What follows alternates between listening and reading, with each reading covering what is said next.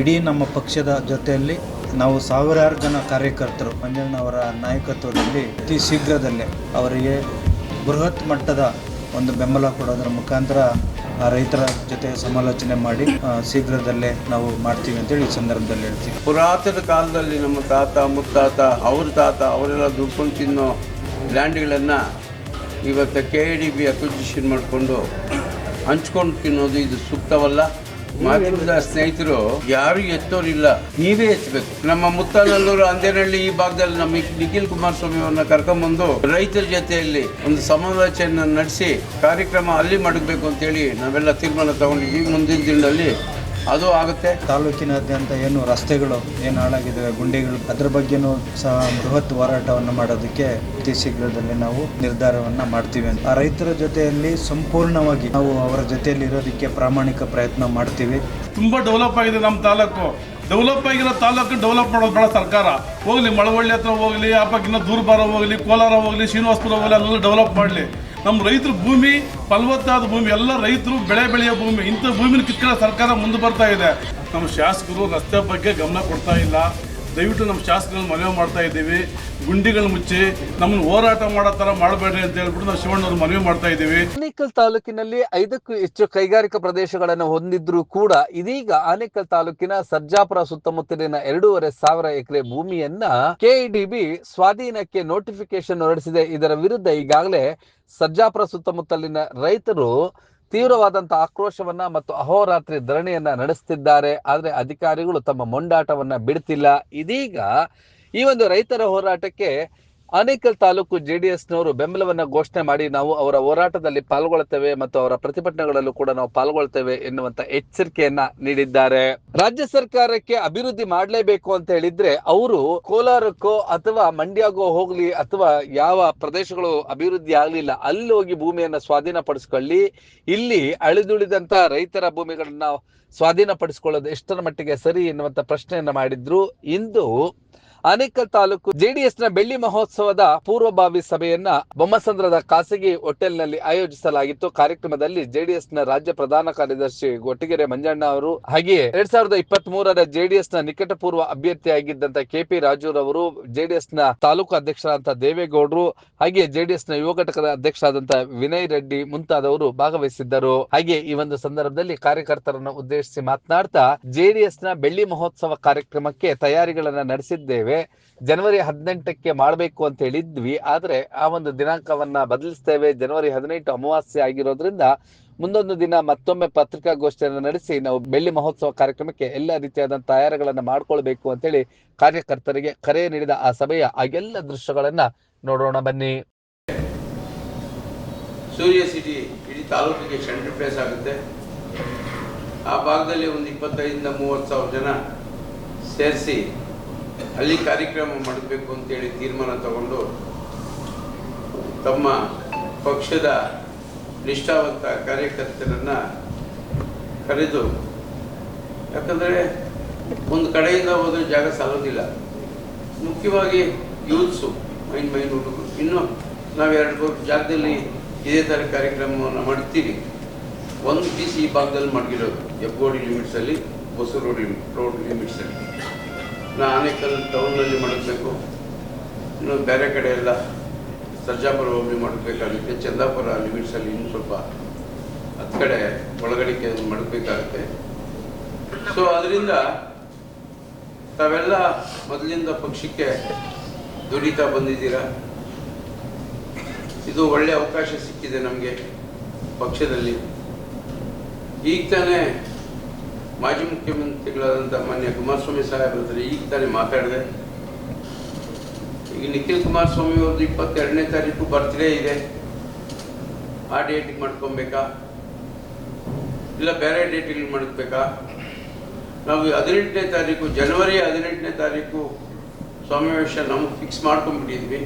ಅದಕ್ಕೀಗ press meet ಕರೆದಿದ್ವಿ ನನ್ನ ಸ್ನೇಹಿತರಿಗೆಲ್ಲ. But ಆವತ್ತು ನಮ್ಮ ಅಧ್ಯಕ್ಷರಾದಂಥ ದೇವೇಗೌಡರು ಅರ್ಚಕರನ್ನ ಸಲಹೆ ತಗೊಂಡಾಗ ಅವರು 18ನೇ ತಾರೀಕು ಬೇಡ, ಕೆಟ್ಟ ದಿವಸ, ಒಳ್ಳೆ ಕಾರ್ಯಕ್ರಮ ಮಾಡ್ತಾ ಇದ್ದೀರಾ ಅಂತ ಅವ್ರಿಗೆ ಹೇಳಿದ್ದಾರೆ. ಈಗ ಕಾರಲ್ಲಿ ಬರ್ತಾ ಈಗ ಗಮನಕ್ಕೆ ತಂದರು. ನೆನ್ನೆನೇ ಹೇಳಿದರೆ ಮುಂದೂಡ್ಬೋದಾಗಿತ್ತು. ಮತ್ತೆ ನಾವು ಆದರೆ ಸುಮ್ಮನೆ ನಾವೇ ಕೂತ್ಕೊಂಡು ಒಂದು ಪ್ರೆಸ್ ಮೀಟನ್ನು ಕರೆಯೋ ಸೂಚನೆಗಳಿದೆ. ಬಟ್ ಜನವರಿ ತಿಂಗಳಲ್ಲಿ ಯಾವ ಡೇಟ್ ಅಂತೇಳಿ ನಾನು 26ನೇ ತಾರೀಕು ನಮ್ಮ ರಾಜು ಅವ್ರಿಗೆ ಅಧ್ಯಕ್ಷರಿಗೆ ನಾನು ಗಮನಕ್ಕೆ ತರ್ತೀನಿ. ಯಾವ ಡೇಟಿಗೆ ಸಮಾವೇಶ ಮಾಡಬೇಕು ಅಂತ ಜನವರಿ ತಿಂಗಳಲ್ಲಿ ಮುಗಿಸಲೇಬೇಕು. ಅವತ್ತು ಒಳ್ಳೆಯ ದಿವಸ ನೋಡಿಕೊಂಡು ನಾನು ಹೈಕಮಾಂಡಲ್ಲಿ ಮಾತಾಡಿ ಅವ್ರ ಸಲಹೆಯನ್ನು ತಗೊಂಡು ನಾವು ಒಳ್ಳೆಯ ಕಾರ್ಯಕ್ರಮವನ್ನು ನಡೆಸ್ಕೊಡೋಣ. ಆನೇಕಲ್ ತಾಲೂಕಲ್ಲಿ ಇತಿಹಾಸದಲ್ಲಿ ಯಾವ ಪಕ್ಷದವರು ಮಾಡಿರಬಾರ್ದು ಆ ಥರ ನಮ್ಮ KP ರಾಜುರವರ ನೇತೃತ್ವದಲ್ಲಿ ಸಮಾವೇಶ ಮಾಡೋಣ. ಅದರಲ್ಲಿ ಹಲವಾರು MLAಗಳು ಬರ್ತಾರೆ, MLCಗಳು ಬರ್ತಾರೆ, ಮಾನ್ಯ ಮಾಜಿ ಮುಖ್ಯಮಂತ್ರಿಗಳು, ಮುಂದಿನ ಮುಖ್ಯಮಂತ್ರಿಗಳು ಕುಮಾರಸ್ವಾಮಿ ಅವರು ಬರ್ತಾರೆ, ನಿಖಿಲ್ ಕುಮಾರಸ್ವಾಮಿ ಅವರು ಬರ್ತಾರೆ. ನಾವು ಜನವರಿ ತಿಂಗಳಲ್ಲಿ ನೀವೇನು ಯುವ ಶಕ್ತಿ ಇದ್ದೀರಾ ಹೆಚ್ಚಿನ ಸಂಖ್ಯೆಯಲ್ಲಿ ಮ್ಯಾಕ್ಸಿಮಮ್ ಒಂದು 30-35 ಸಾವಿರ ಜನ ಸೇರಬೇಕು. ಆ ಥರ ಹೋರಾಡಿ ನಮ್ಮ ಸಂಘಟನೆ ನಾವು ನಡೆಸೋಣ. ಮುಂದಿನ ದಿನಗಳಲ್ಲಿ ಕೊಡೋದು ಬಿಡೋದು. ಹೌದು, ಆನೇಕಲ್ ತಾಲೂಕು JDS ಸಭೆಯನ್ನ ಆಯೋಜಿಸಿದ್ದರು. ಇವರು JDS 25 ವರ್ಷಗಳು ತುಂಬಿದ್ದರಿಂದ ರಾಜ್ಯದಾದ್ಯಂತ ಬೆಳ್ಳಿ ಮಹೋತ್ಸವ ಕಾರ್ಯಕ್ರಮವನ್ನ ನಡೆಸ್ತಾ ಇದ್ದಾರೆ. ಆನೇಕಲ್ನಲ್ಲೂ ಕೂಡ ಈ ಒಂದು ಕಾರ್ಯಕ್ರಮ ನಡೆಸಲು ಇಂದು ಪೂರ್ವಭಾವಿ ಸಭೆಯನ್ನ ಆಯೋಜಿಸಲಾಗಿತ್ತು. ಈ ಒಂದು ಸಭೆಯಲ್ಲಿ ಭಾಗವಹಿಸಿದ್ದ ಮುಖಂಡರು ನೆರೆದಿದ್ದವರನ್ನ ಉದ್ದೇಶಿಸಿ ಮಾತನಾಡಿದ್ದು ಹೀಗೆ. ಈಗಾಗಲೇ ನಮ್ಮ ನಾಯಕರು ತಮಗೆ ಹೇಳಿದಾಗೆ ನಾವು ನಮ್ಮ ವರಿಷ್ಠರ ಗಮನಕ್ಕೆ ಈ ವಿಚಾರವನ್ನು ತರ್ತೀವಿ. ಆ ರೈತರ ಜೊತೆಯಲ್ಲಿ ಸಂಪೂರ್ಣವಾಗಿ ನಾವು ಅವರ ಜೊತೆಯಲ್ಲಿ ಇರೋದಕ್ಕೆ ಪ್ರಾಮಾಣಿಕ ಪ್ರಯತ್ನ ಮಾಡ್ತೀವಿ. ನಮ್ಮ ಅತಿ ಶೀಘ್ರದಲ್ಲೇ ನಮ್ಮ ಕಾರ್ಯಕ್ರಮದ ನಂತರ ನಮ್ಮ ಮಂಜಣ್ಣ ಅವರ ನೇತೃತ್ವದಲ್ಲಿ ಆ ಸ್ಥಳಕ್ಕೆ ನಾವು ಭೇಟಿ ನೀಡಿ ರೈತರ ಜೊತೆ ಸಮಾಲೋಚನೆ ಮಾಡಿ ನಮ್ಮ ರಾಜ್ಯ ನಾಯಕರನ್ನ ಆ ಹೋರಾಟದಲ್ಲಿ ಹಾಗೆ ನಾವು ತೊಡಗಿಸ್ಕೊಳ್ಳೋದಕ್ಕೆ ನಾವು ಪ್ರಯತ್ನವನ್ನು ಮಾಡ್ತೀವಿ. ಖಂಡಿತವಾಗಿ ಆಗಲೇ ವೈಯಕ್ತಿಕವಾಗಿ ನಾನು ಸಹ 2-3 ಬಾರಿ ಅವರ ಹೋರಾಟಕ್ಕೆ ಬೆಂಬಲವನ್ನು ಕೊಟ್ಟು ಭಾಗವಹಿಸಿದ್ದೀನಿ. ಇಡೀ ನಮ್ಮ ಪಕ್ಷದ ಜೊತೆಯಲ್ಲಿ ನಾವು ಸಾವಿರಾರು ಜನ ಕಾರ್ಯಕರ್ತರು ಆ ಹೋರಾಟದಲ್ಲಿ ನಮ್ಮ ನಾಯಕರಾದ ಮಂಜಣ್ಣ ಅವರ ನಾಯಕತ್ವದಲ್ಲಿ ಅವರಿಗೆ ಅತಿ ಶೀಘ್ರದಲ್ಲೇ ಅವರಿಗೆ ಬೃಹತ್ ಮಟ್ಟದ ಒಂದು ಬೆಂಬಲ ಕೊಡೋದರ ಮುಖಾಂತರ ನಮ್ಮ ರಾಜ್ಯ ಮಟ್ಟದ ನಾಯಕರನ್ನು ಸಹ ಮನವಿ ಮಾಡಿಕೊಳ್ಳೋದಕ್ಕೆ ನಾವು ಈಗಾಗಲೇ ಚರ್ಚೆ ಮಾಡಿದ್ದೀವಿ. ಅತಿ ಶೀಘ್ರದಲ್ಲೇ ನಾವು ನಮ್ಮ ಪಕ್ಷದ ನಿಯೋಗ ಆ ರೈತರ ಜೊತೆ ಸಮಾಲೋಚನೆ ಮಾಡಿ ನಾವು ಹೋರಾಟದ ರೂಪುರೇಷೆಗಳನ್ನು ಶೀಘ್ರದಲ್ಲೇ ನಾವು ಮಾಡ್ತೀವಿ ಅಂತೇಳಿ ಈ ಸಂದರ್ಭದಲ್ಲಿ ಹೇಳ್ತೀವಿ. ಅದೇ ರೀತಿ ಮತ್ತೊಂದು ವಿಚಾರ, ತಾಲೂಕಿನಾದ್ಯಂತ ಏನು ರಸ್ತೆಗಳು ಏನು ಹಾಳಾಗಿದ್ದಾವೆ, ಗುಂಡಿಗಳು ಬಿದ್ದು, ಅದರ ಬಗ್ಗೆಯೂ ಸಹ ಬೃಹತ್ ಹೋರಾಟವನ್ನು ಮಾಡೋದಕ್ಕೆ ಅತಿ ಶೀಘ್ರದಲ್ಲೇ ನಾವು ಒಂದು ನಿರ್ಧಾರವನ್ನು ಮಾಡ್ತೀವಿ ಅಂತ ಈ ಸಂದರ್ಭದಲ್ಲಿ ಹೇಳ್ತಾ ಇದ್ದೀವಿ. ಹಾಗೆ ಈ ಒಂದು ಕಾರ್ಯಕ್ರಮದಲ್ಲಿ ಭಾಗವಹಿಸಿದಂತ ಮುಖಂಡರು ನಿಮ್ಮ ಬ್ಲೂಮ್ ಟಿವಿಯೊಂದಿಗೆ ಮಾತನಾಡ್ತಾ, ಆನೇಕಲ್ ತಾಲೂಕಿನಲ್ಲಿ KDB ಅಕ್ಷರಶಃ ಬ್ರೋಕರ್ ಅಂತೆ ವರ್ತಿಸ್ತಾ ಇದೆ. ರೈತರ ಅಳಿದುಳಿದಂತಹ ಭೂಮಿಗಳನ್ನ ಸ್ವಾಧೀನಕ್ಕೆ ನೋಟಿಫಿಕೇಶನ್ ಹೊರಡಿಸಿದೆ. ಇದರ ವಿರುದ್ಧ ಈಗ ಆನೇಕಲ್ ತಾಲೂಕಿನ ರೈತರು ಈಗಾಗಲೇ ಪ್ರತಿಭಟನೆಗಳನ್ನ ನಡೆಸ್ತಿದ್ರು ಕೂಡ ಅದ್ಯಾವುದನ್ನು ಲೆಕ್ಕಿಸದೆ ಇವರ ನೋಟಿಫಿಕೇಶನ್ ಮತ್ತೆ ಹೊರಡಿಸಿದ್ದಾರೆ ಅಂತೇಳಿ ಆಕ್ರೋಶವನ್ನು ವ್ಯಕ್ತಪಡಿಸಿದರು. ನಾವು ಕೂಡ ಆನೇಕಲ್ ತಾಲೂಕಿನ ಈ ಒಂದು ರೈತರ ಹೋರಾಟದಲ್ಲಿ ಪಾಲ್ಗೊಳ್ತೇವೆ ಅಂತೇಳಿ ಮುಖಂಡರು ನಿಮ್ಮ ಬ್ಲೂಮ್ ಟಿವಿಯೊಂದಿಗೆ ವಿವರಣೆಗಳನ್ನು ಹಂಚಿಕೊಂಡಿದ್ದು ಹೀಗೆ. ಜನವರಿ 18ನೇ ತಾರೀಕು 11 ಗಂಟೆಗೆ ಒಂದು 25,000ರಿಂದ 30,000 ಜನ ಸೇರಿ JDS ಪಕ್ಷದ 25ನೇ ವರ್ಷದ ಬೆಳ್ಳಿ ಮಹೋತ್ಸವವನ್ನು ನಮ್ಮ KP ರಾಜುರವರು, ತಾಲೂಕಿನ ಹಲವಾರು ಮುಖಂಡರು, ನಮ್ಮ ಅಧ್ಯಕ್ಷರು ದೇವೇಗೌಡರ ನೇತೃತ್ವದಲ್ಲಿ ಮಾಡಬೇಕು ನಾವೆಲ್ಲ ಸೇರಿಕೊಂಡು ಅಂತೇಳಿ ಪ್ಲ್ಯಾನ್ ಮಾಡ್ಕೊಂಡಿದ್ವಿ. ಮತ್ತು ಬ್ರಾಹ್ಮಣರ ಅರ್ಚಕರನ್ನು ಕೇಳಿದಾಗ, ನೀವು 18ನೇ ತಾರೀಕು ಮಾಡೋದು ಸೂಕ್ತವಲ್ಲ ಸರ್, ಇನ್ನೊಂದು ದಿವಸ ಬದಲಾವಣೆ ಮಾಡ್ಕೊಳ್ಳಿ, ಮಾಡ್ತೀರಾ ಒಳ್ಳೆ ಕಾರ್ಯ ಅಂತ ಹೇಳಿದಾಗ, ಆವತ್ತು ಅಮಾಸೆ ಬರುತ್ತೆ 18ನೇ ತಾರೀಕು. ಜನವರಿ 18ಕ್ಕೆ. ಅವತ್ತು ಮಾಡೋದು ಬೇಡ ಅಂಥೇಳಿ ನಾವು ಮುಂದೂಡಿದ್ದೀವಿ. ನಾಳಿದ್ದೆ ನಾನು ಒಂದು 25-26ನೇ ತಾರೀಕೆ ನಾನು ನಮ್ಮ KP ರಾಜು ಅವರ ಅಧ್ಯಕ್ಷರ ಗಮನಕ್ಕೆ ತರ್ತೀನಿ. ಮತ್ತು ನಾವೆಲ್ಲ ಮೀಟಿಂಗ್ ಮಾಡಿ ಮತ್ತೆ ಪ್ರೆಸ್ ಮೀಟು ಕರಿತೀನಿ. ಮತ್ತು ಅಲ್ಲಲ್ಲಿ ಆನೇಕಲ್ ತಾಲೂಕಲ್ಲಿ ಇದೇ ಥರ ನಾವು ಮೀಟಿಂಗ್ಗಳು ಅಲ್ಲಲ್ಲಿ ಒಂದು 7-8 ಜಾಗದಲ್ಲಿ ನಾವು 5-6 ಜಾಗದಲ್ಲಿ ಮಡ್ಕೊಂಡಿದ್ದೀವಿ. ತದನಂತರ ನಾವು ಸಮಾವೇಶಕ್ಕೆ ಸಿದ್ಧತೆ ಮಾಡ್ಕೊತೀವಿ.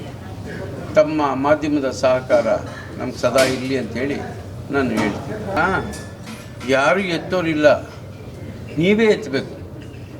ಮಾಧ್ಯಮದ ಸ್ನೇಹಿತರು ಈ MLA ಅವರಿಗೆ ಯಾರ್ಯಾರು ಈ ರಾಜ್ಯದಲ್ಲಿ ಮಂತ್ರಿಗಳಾಗಿದ್ದಾರೆ ನೀವೇ ಕೇಳಬೇಕು ಅವ್ರನ್ನ, ಯಾಕೆ ಹಿಂಗೆ ಆಗ್ತಿರ್ತ, ಯಾಕೆ ಸುಮ್ಮನೆ ನಾನು ಮಾತಾಡಿ ಮತ್ತು ಯಾವುದು ಕೇಸ್ ಹಾಕೋದು ಅದೇನೇನೋ ಇದೆ, ಬೇಡ ಅದು ಬೇಡ. ಇವತ್ತಿನ ಪರಿಸ್ಥಿತಿ ರಾಜ್ಯದಲ್ಲಿ ಏನು ನಡೀತಾ ಇದೆ ತಮಗೆ ಗೊತ್ತಿರೋ ವಿಚಾರ. ಒಳ್ಳೆಯ ಕಾಲ ಬರುತ್ತೆ, ನೀವು ಯಾರನ್ನ ಕೇಳಬೇಕೋ ಅದನ್ನು ನಾನಲ್ಲ ಪ್ರತಿನಿಧಿ, ಅವ್ರದ್ದು ಪ್ರತಿನಿಧಿ, ಅವ್ರನ್ನ ಕೇಳಿದ್ರೆ ಸೂಕ್ತ ಅನ್ನೋದನ್ನು ತಮಗೆ ಗಮನಕ್ಕೆ ತರ್ತಾ ಇದ್ದೀವಿ. ಈಗ ನಾವು ಈ ಸಮಾವೇಶ ಮುಗಿದ ನಂತರ ನಮ್ಮ ಮುತ್ತನಲ್ಲೂರು, ಅಂದೇನಹಳ್ಳಿ ಈ ಭಾಗದಲ್ಲಿ ನಮ್ಮ ನಿಖಿಲ್ ಕುಮಾರಸ್ವಾಮಿ ಅವ್ರನ್ನ ಕರ್ಕೊಂಬಂದು ರೈತರ ಜೊತೆಯಲ್ಲಿ ಒಂದು ಸಮಾಲೋಚನೆ ನಡೆಸಿ ಕಾರ್ಯಕ್ರಮ ಅಲ್ಲಿ ಮಾಡಬೇಕು ಅಂತೇಳಿ ನಾವೆಲ್ಲ ತೀರ್ಮಾನ ತಗೊಂಡಿದ್ದೀವಿ. ಮುಂದಿನ ದಿನದಲ್ಲಿ ಅದು ಆಗುತ್ತೆ. ಒಳ್ಳೆಯ ಬೆಳವಣಿಗೆಗಳು ಅನ್ನೋದು ನಮ್ಮಲ್ಲಿ ಒಂದು ಭಾವನೆ.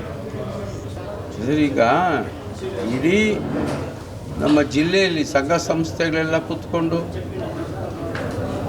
ಅಂದೇನಹಳ್ಳಿಯಲ್ಲಿ ಹೋಗಿ ಮುತ್ತನಹಳ್ಳಿಯಲ್ಲಿ ಹೋಗಿ ಸಮಾವೇಶಗಳು ನಡೆಸಿ ರೋಡ್ ಶೋ ಮಾಡಿ ಈ ಸರ್ಕಾರದ ಗಣ್ಯ ವ್ಯಕ್ತಿಗಳು ಹೋಗಿ ಅಲ್ಲಿ ಎಲ್ಲ ರೀತಿಯಲ್ಲೂ ಸರ್ಕಸ್ ಮಾಡಿದ್ರು ಅವ್ರ ಕೈಯಲ್ಲಿ ಆಗ್ತಾಯಿಲ್ಲ.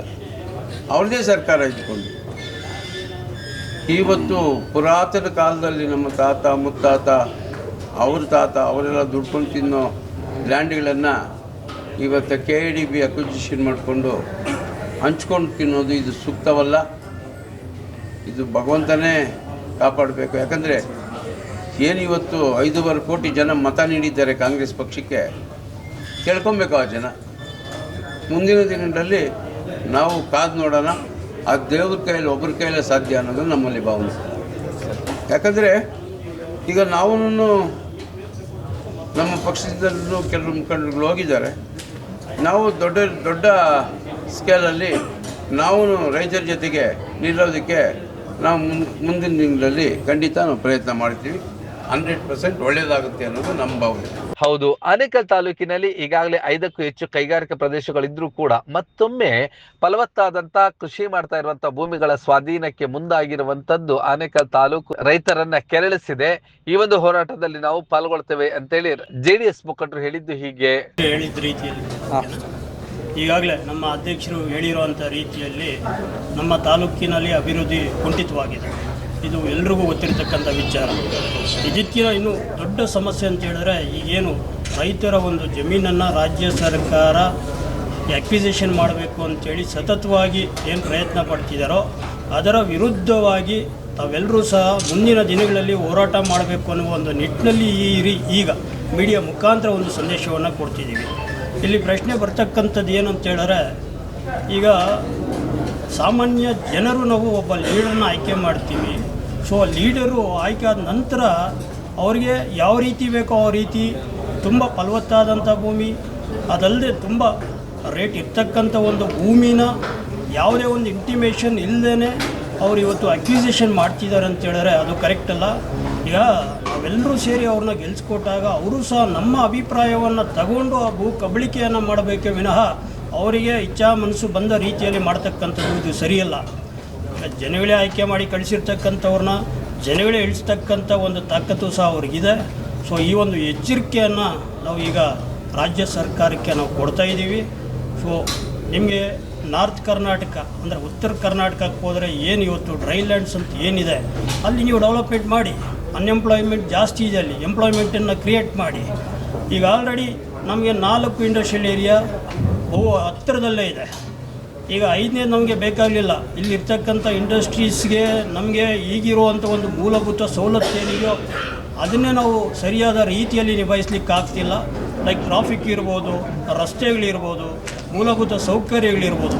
ರಾಜ್ಯ ಸರ್ಕಾರಕ್ಕೆ ಹಾಗೆ ಅಭಿವೃದ್ಧಿ ಮಾಡಬೇಕು ಅಂತಿದ್ರೆ ಎಲ್ಲಿ ಕೈಗಾರಿಕೆಗಳು ಇಲ್ಲವೋ ಅದು ಕೋಲಾರನೋ ಮಂಡ್ಯನೋ ಇನ್ಯಾವುದೋ ಪ್ರದೇಶದಲ್ಲಿ ಹೋಗಿ ಮಾಡ್ಲಿ, ಆನೇಕಲ್ ತಾಲೂಕಿನ ಭೂಮಿಗಳನ್ನ ಕೈ ಬಿಡಬೇಕು, ಇಲ್ದಿದ್ರೆ ನಾವು ಮುಂದಿನ ದಿನಗಳಲ್ಲಿ ಬೃಹತ್ ಹೋರಾಟವನ್ನ ಮಾಡ್ತೇವೆ ಅಂತ ಹೇಳಿ ತಿಳಿಸಿದ್ದು ಹೀಗೆ. ಅಭಿವೃದ್ಧಿ ತುಂಬ ಕುಂಠಿತವಾಗಿದೆ. ಎಲ್ಲ ರಸ್ತೆಗಳು ಗುಂಡಿ ಬಿದ್ದಿದೆ. ಕುಡಿಯುವ ನೀರಿನ ವ್ಯವಸ್ಥೆ ಕೂಡ ತೊಂದರೆ ಆಗ್ತಾ ಇದೆ. ರೈತರಿಗೆ ಆಗಲಿ ಜನತೆಗೆ ತುಂಬ ತೊಂದರೆ ಆಗ್ತಾ ಇದೆ. ನಮ್ಮ ಶಾಸಕರು ರಸ್ತೆ ಬಗ್ಗೆ ಗಮನ ಕೊಡ್ತಾ ಇಲ್ಲ. ದಯವಿಟ್ಟು ನಮ್ಮ ಶಾಸಕರನ್ನು ಮನವಿ ಮಾಡ್ತಾ ಇದ್ದೀವಿ, ಗುಂಡಿಗಳು ಮುಚ್ಚಿ ನಮ್ಮನ್ನು ಹೋರಾಟ ಮಾಡೋ ಥರ ಮಾಡಬೇಡ್ರಿ ಅಂತ ಹೇಳ್ಬಿಟ್ಟು ನಾವು ಶಿವಣ್ಣವ್ರು ಮನವಿ ಮಾಡ್ತಾ ಇದ್ದೀವಿ. ನಾವು ಹೋರಾಟ ಕೇಳಿದ್ರೆ ನಮ್ಮ JDS ವತಿಯಿಂದ ಬೃಹತ್ ಮಟ್ಟದ ಹೋರಾಟ ಮಾಡಬೇಕಂತ ತೀರ್ಮಾನ ಮಾಡ್ತಾ ಇದ್ದೀವಿ. ಅದಕ್ಕೆಲ್ಲ ನೀವು ಅವಕಾಶ ಕೊಡ್ದಾನೆ ರಸ್ತೆಗಳನ್ನ ಮೊದಲು ರಸ್ತೆಗಳು ರೆಡಿ ಮಾಡಿ, ಅದೇ ರೀತಿಯಾಗಿ ನಮಗೆ ರೈತರು ಭೂಮಿಯನ್ನು ಕಬಳಿಸೋಕೆ ಬರ್ತಾ ಇದೆ ಸರ್ಕಾರ. ಈಗ ನಮಗೆ ಬೇಕಾದ ಇಂಡಸ್ಟ್ರೀಸ್ ಇದ್ದಾವೆ. ನಮಗೆ ಬೊಮ್ಮಸಂದ್ರ ಇದೆ, ಜಿಗಣಿ ಇದೆ, ಹತ್ತಿಬೇಲೆ ಇದೆ, ಸುಮಾರು ನಮ್ಗೆ ಇಂಡಸ್ಟ್ರಿ ಇದೆ. ತುಂಬ ಡೆವಲಪ್ ಆಗಿದೆ ನಮ್ಮ ತಾಲೂಕು. ಡೆವಲಪ್ ಆಗಿರೋ ತಾಲೂಕು ಡೆವಲಪ್ ಮಾಡೋದು ಬೇಡ ಸರ್ಕಾರ. ಹೋಗಲಿ ಮಳವಳ್ಳಿ ಹತ್ರ ಹೋಗಲಿ, ಆ ಪಕ್ಕಿನ ದೂರಬಾರ ಹೋಗಲಿ, ಕೋಲಾರ ಹೋಗಲಿ, ಶ್ರೀನಿವಾಸಪುರ ಹೋಗಲಿ, ಅಲ್ಲೆಲ್ಲ ಡೆವಲಪ್ ಮಾಡಲಿ. ನಮ್ಮ ರೈತರು ಭೂಮಿ ಫಲವತ್ತಾದ ಭೂಮಿ, ಎಲ್ಲ ರೈತರು ಬೆಳೆ ಬೆಳೆಯೋ ಭೂಮಿ. ಇಂಥ ಭೂಮಿನ ಕಿತ್ಕೊಳ್ಳೋ ಸರ್ಕಾರ ಮುಂದೆ ಬರ್ತಾ ಇದೆ.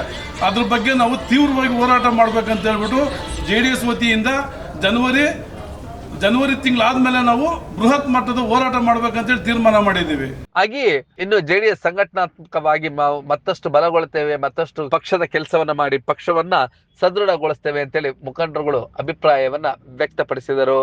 ಒಟ್ಟಿನಲ್ಲಿ ಮುಂದಿನ ದಿನಗಳಲ್ಲಿ ಆನೇಕಲ್ ತಾಲೂಕಿನಾದ್ಯಂತ KIDB ಏನಾದ್ರೂ ಭೂ ಸ್ವಾಧೀನದ ನಡವಳಿಕೆಯನ್ನ ಮುಂದುವರಿಸಿದ್ರೆ JDS ಕೂಡ ಅದರಲ್ಲಿ ಭಾಗವಹಿಸುತ್ತೆ, ನಾವು ರೈತರ ಪರವಾಗಿ ನಿಲ್ತೇವೆ ಎನ್ನುವಂತಹ ಭರವಸೆಯನ್ನ JDS ನ ಮುಖಂಡರು ನೀಡಿದ್ದಾರೆ. ಇದು ಯಾವ ರೀತಿಯಾಗಿ ಈಡೇರುತ್ತೆ ಅನ್ನೋದು ಕಾಲವೇ ನಿರ್ಧರಿಸಲಿದೆ.